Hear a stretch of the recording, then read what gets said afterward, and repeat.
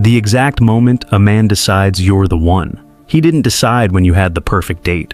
Not when you looked stunning across the table, not when the chemistry was undeniable, not even when he first told you he loved you.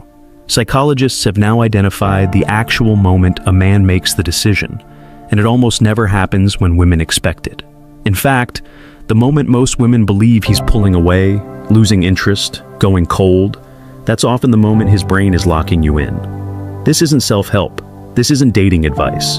This is neurochemistry, attachment science, and behavioral research pointing at one conclusion that rewrites almost everything women have been told about how men fall in love.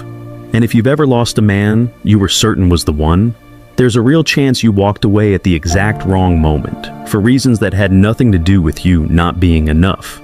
Let's start with a finding that should make everyone stop and reconsider. Researchers studying romantic relationships across multiple studies found something that directly contradicts one of our most accepted cultural stories.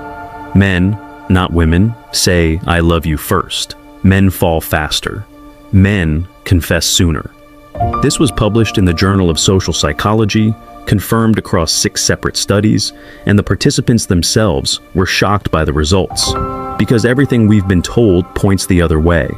So, if men fall faster than women, why do they so often seem unavailable, distant, or non-committal?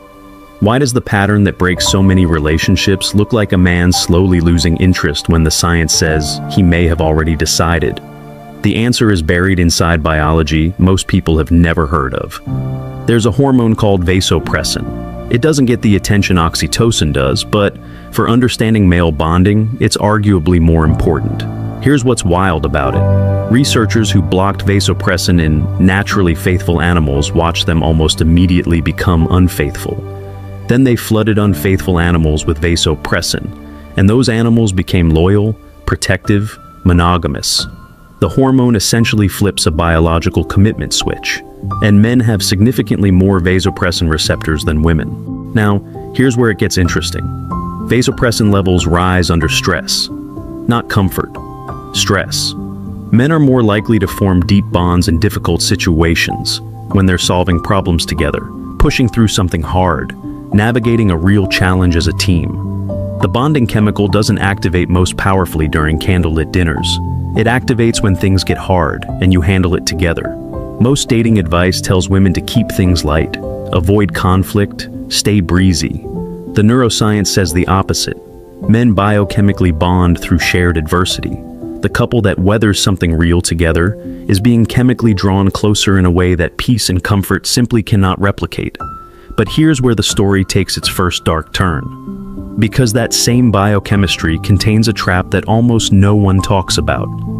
Sex, according to sex psychologist Dawn Maslar, does not bond men the way most people believe.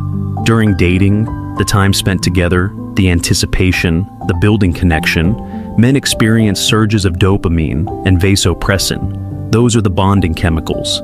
That's the chemistry pulling him toward you. After sex, vasopressin levels in men drop. While women experience prolonged elevated oxytocin following intimacy, men get a sharp prolactin surge that promotes withdrawal and drowsiness. The pair bonding narrative, the idea that physical intimacy creates male attachment, is neurochemically reversed. What this means is that the things women often treat as secondary, quality time, real conversations, facing something difficult together, are the actual building blocks of male bonding. Not the milestone moments, the everyday ones. So, when does the decision actually happen? Research suggests it occurs inside the first 6 months, around 172 days on average. But psychologists who study men's attachment patterns describe something even more specific. For many men, the internal decision arrives far earlier than that. What comes after isn't him figuring it out. It's logistics. It's preparation. The emotional conclusion has already been reached. Men wait, on average, between 1 and 3 months before they say, "I love you." They fall faster. They decide faster. And yet women spend months or years wondering if he's serious. What looks like uncertainty is often something else entirely. And this brings us to the moment that changes everything. Psychologists call it the avoidant phase.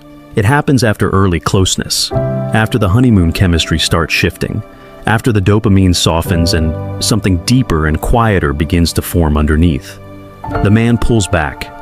He needs space. The conversations get shorter. The texts slow down. And almost every woman in history has read this as rejection. It isn't. In the majority of cases, it is not rejection at all. What's actually happening inside his brain is a confrontation with the reality of commitment. The relationship has become real. The stakes have become real. The fear that surfaces isn't fear of her. It's fear of what this means, what he might lose, whether he can handle what comes next. Psychologists identify this as a predictable attachment phase where increased emotional distance actually signals deepening commitment. The relationship is approaching the edge of something permanent, and that edge terrifies almost everyone. Here is the devastating part. This is the exact moment most women panic. They feel the silence as abandonment and they reach harder. More texts, more questions, more emotional pressure. They don't do this because they're too much. They do it because their nervous system interprets distance as danger. And that panic, that tightening grip at precisely the wrong moment, is what ends otherwise viable relationships. Not incompatibility, not lack of love. Fear responding to fear. Now, add one more layer to this. A study published in Social Psychology found that men's readiness to commit is directly connected to how many alternatives they perceive themselves to have.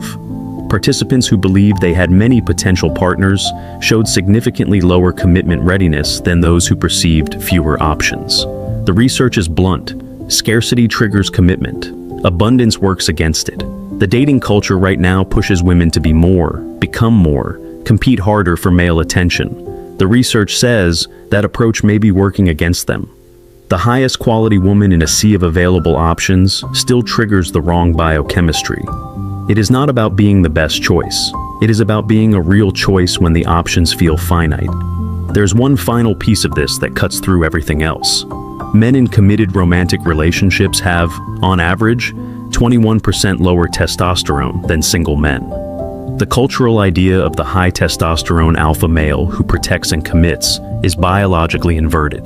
The chemistry that drives conquest and pursuit is actually incompatible with pair bonding. When a man truly commits, his hormones shift. Dopamine fades, testosterone lowers, and oxytocin and vasopressin move in, giving him a neurological drive to be with, protect, and care for one person. His biology changes around her, not because she was perfect, but because he was ready, because they built something real through difficulty, and because his nervous system was allowed to land somewhere safe without being chased. Here is the honest takeaway.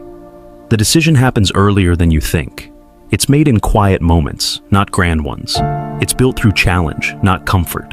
It's confirmed during the avoidant phase, not despite it. And it's derailed not by incompatibility, but by two people's fears colliding at the worst possible time. The moment a man decides you're the one is not romantic in the way movies show it. It's neurochemical. It's quiet. It often looks from the outside like nothing at all, which means the most important thing you can do at the most critical moment is often the hardest. Stay calm. Hold the space. Let it land. Because here's the unsettling truth no one wants to sit with. Some relationships that ended, that felt like him walking away, may have already contained the decision. The exit wasn't his conclusion. It was the aftermath of two people's fear arriving at the same time, with no one left to hold steady. The science doesn't say love is easy. It says love is chemistry, timing, and nerve. And most people lose it not at the beginning, but 3 feet from the finish line.